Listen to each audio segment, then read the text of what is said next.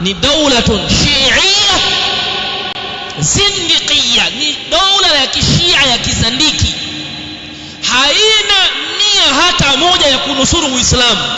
Inahitaji imiliki mipaka ya dola la Kiarabu lote.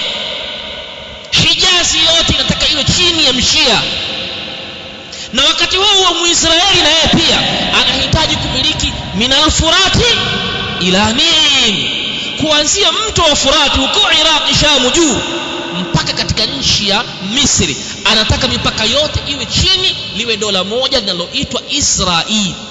Hapa hakuna dini inayopambanwa, hapa ni siasa ya kitawala, na Marekani anampa nguvu Muisraeli. Haya tunayoyaona ya maandamano ya watu wa Irani, sio kumpinga mtawala yake, haya yote ni mambo ya kisiasa. Yuhannas, tumuomba Allah subhanahu wa ta'ala alla yuqima dhahrahum, asiwezi kunyanyua mgongo wao hata mmoja.